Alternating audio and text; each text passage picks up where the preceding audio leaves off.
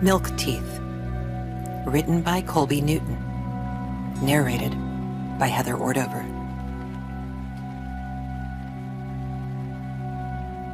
The river had broken its banks and seeped onto the abandoned highway. The shallow, rippling pools played with the flat wheels of the bus, splashing upon the rusted hubcaps and weathered undercarriage. Tendrils of vine and leaves gripped the contours of the metal cab, stemming from the cracks in the submerged pavement. Claire Collingwood stumbled her way through the murky shadows, fighting to remain standing as the water clung to her dress and pulled the fabric already stretched tightly over her bloated abdomen. For a moment, she hesitated, absent-mindedly holding her belly in one hand and a knife in the other. She considered the bus. There would be no way to ensure her safety once she was inside. The glass windows and flimsy door would offer little protection from the weather. But this did not concern Claire as much as the thought of how easy it would be for them to get in.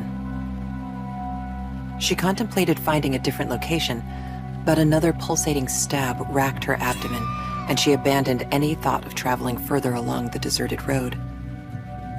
With her mind set, she pushed on through the water, careful to hold the knife away from her body in case she fell.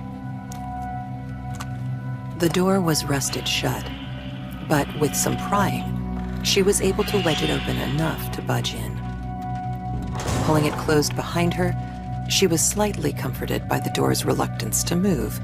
At least, this would make for somewhat of an obstacle. A human body, or what was left of the tortured remains, occupied the first seat behind the driver's.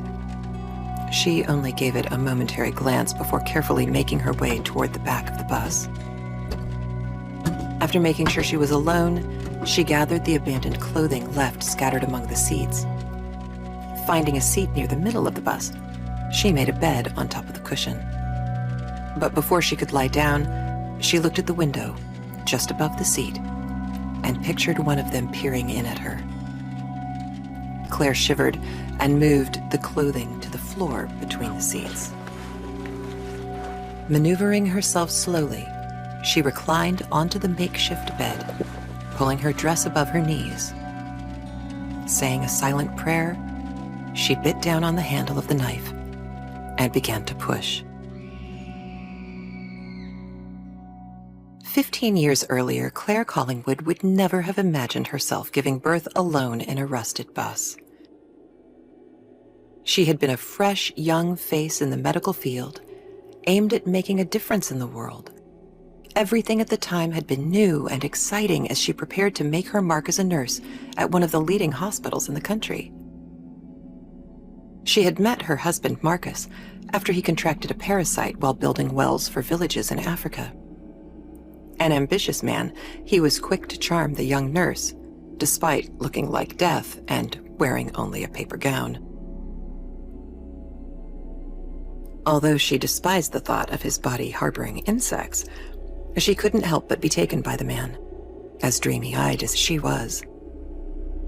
A year later, the two were married and prepared to build a life together.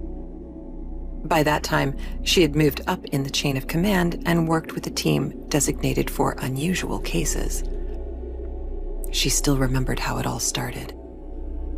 In the years since, she had devised her own poem to remember the sequence of events that ended the world.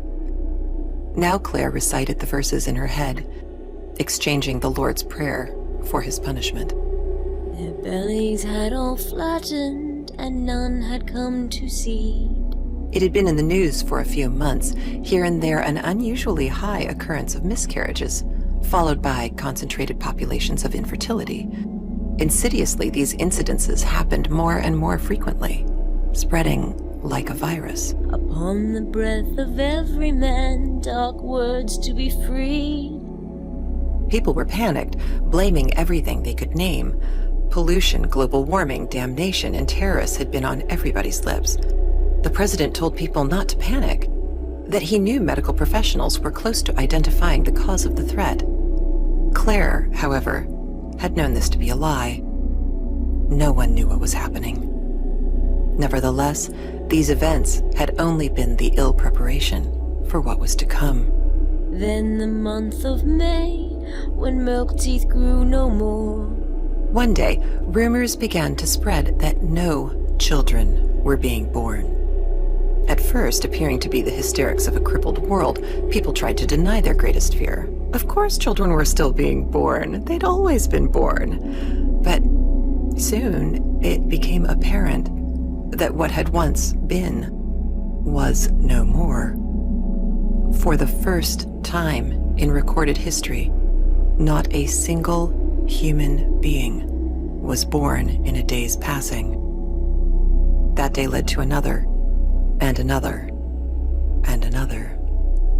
A year passed without any births, and the world cried in pain. While society spun apart, Claire and Marcus had kept each other sane.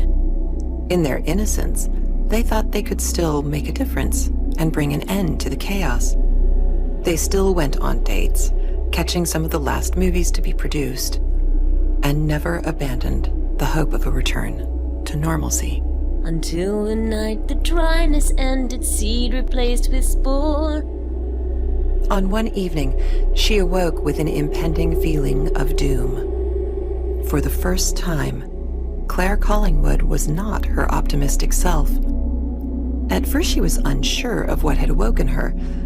She lay still, listening to the sound of Marcus breathing. Then she heard her pager vibrate on the nightstand. The message demanded she go to the hospital, but offered no other explanation. When she arrived, a heavy silence hung over the ward. Doctors were whispering quietly, gathered around the doorway of room 419. Claire wringed her hands as she approached, noticing a look on the doctors' faces that she did not recognize. They only looked up when she came within arm's reach. "We're about to begin," one said, not bothering to greet her. "Begin with what, sir?" She was beginning to decipher the emotion blanketing their faces, and her unease grew. "Delivering a child." The reply came from a different doctor after the first had simply stared at her. Now she understood what she saw in these men. Fear. The same primeval, guttural fear that had gripped their ancestors now coursed through the bodies of these men. Claire's own emotions no longer seemed irrational, though she did not know why she felt so threatened. They moved into the room before she had a chance to question what they were saying.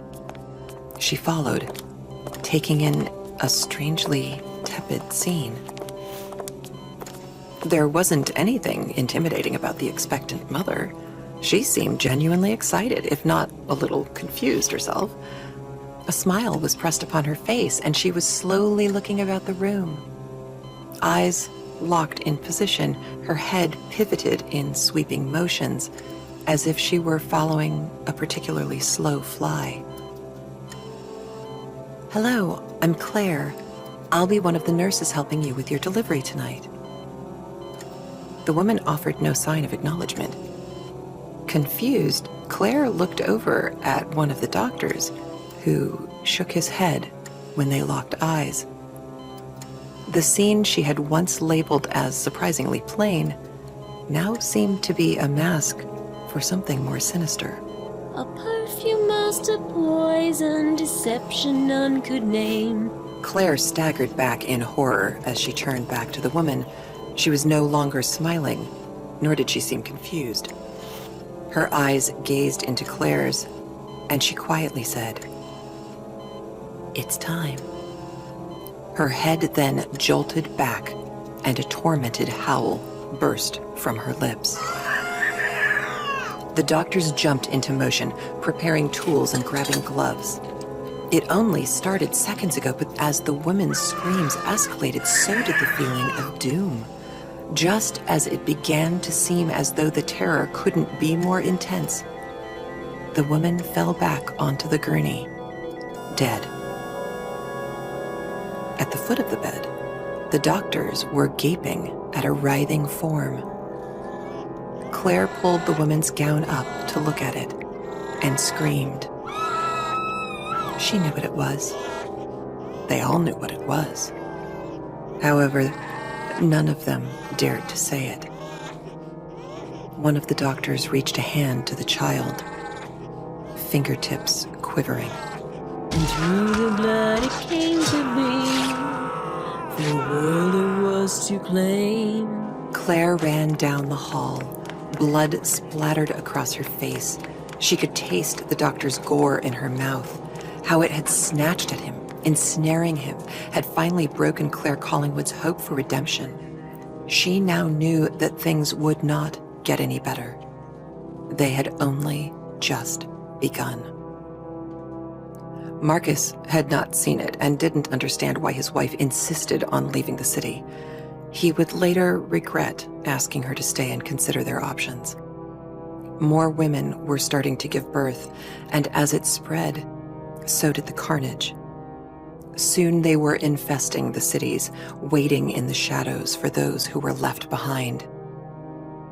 The couple ran for nearly a decade, scavenging what they could.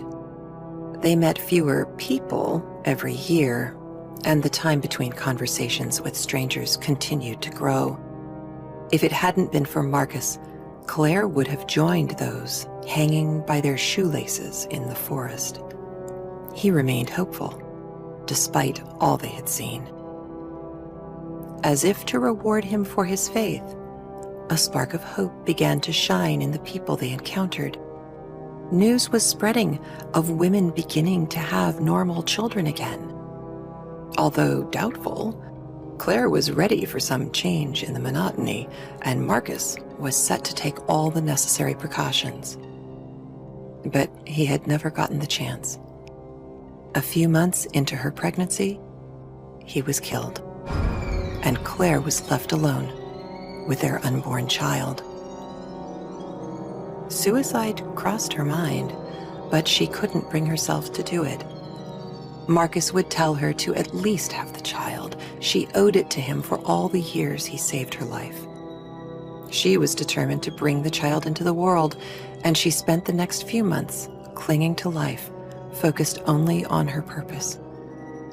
Finally, the time came, and her body began to respond, just as she found the abandoned bus. The sun had set some time ago, settling the forest into a still silence. As it grew darker, Claire's contractions came more frequently, and she alternated between pushing and resting. The thought of taking a quick nap crossed her mind when she heard it. A small splash from outside, so quiet that it was almost mist, froze the air in her lungs. It could just be the wind blowing the water across a stone. A twig may have fallen from a tree. Or... She shook the thought from her head and focused on her breathing. The pain was unbearable, and she gnawed on the knife handle to relieve her frustration. It was so consuming that she almost missed the second splash. This time, she knew it wasn't a twig, but she had to be sure. Slowly, she pushed herself up and edged toward the window above her head. Leaning against the seat, she peered into the darkness. The trees swung softly in the gentle wind. In the moonlight, everything was drained of its color.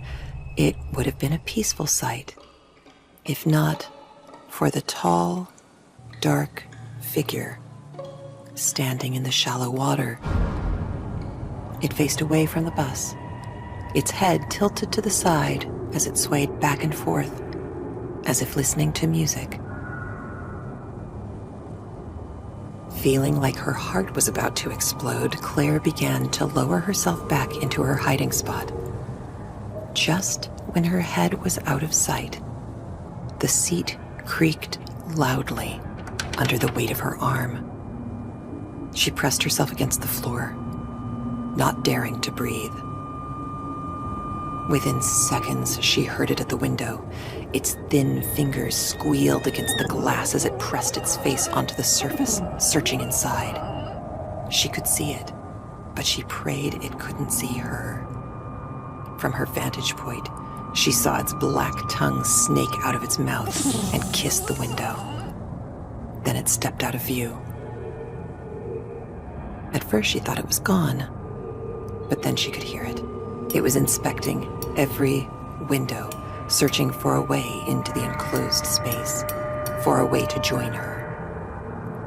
Through the methodic noises, a small tap here and a slight click there, she knew where it was.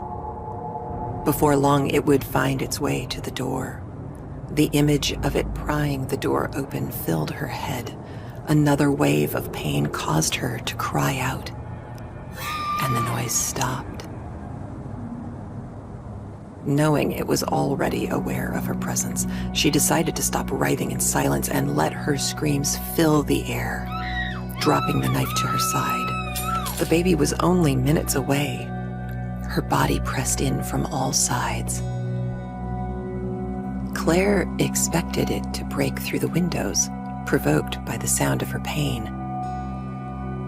As the seconds passed, she realized it wasn't going to force its way in. What was it doing? She closed her eyes, bearing through the stabbing feeling. When she opened them, she saw it standing at the window across the aisle from her. Its fingers were splayed wide as it stared at her, looking like a child at a toy store. It just stood there, watching. She'd rather it just end the pain. Why wasn't it attacking her? Was this the child she had seen born all those years ago? The thought frightened her, but she couldn't help but look for some sign of recognition in its terrible eyes. Before she realized it, her body pushed once again, and she felt the child begin to emerge. The thing outside began to sway, apparently excited. A lipless smile stretched across its face. Claire looked away, not wanting to see anymore. As she prepared for the final push, she grabbed the knife and held it poised, ready to meet her child. Within seconds, she was empty, staring at the baby on the floor of the bus. It was exactly what she had expected. Their bellies had all flattened, and none had come to seed. Upon the breath of every man, dark words to be freed. Then the month of May, when milk teeth grew no more, until the night the dryness ended, seed replaced with spore. A perfume master poison, deception none could name, and through the blood it came to be, for a world it was to claim.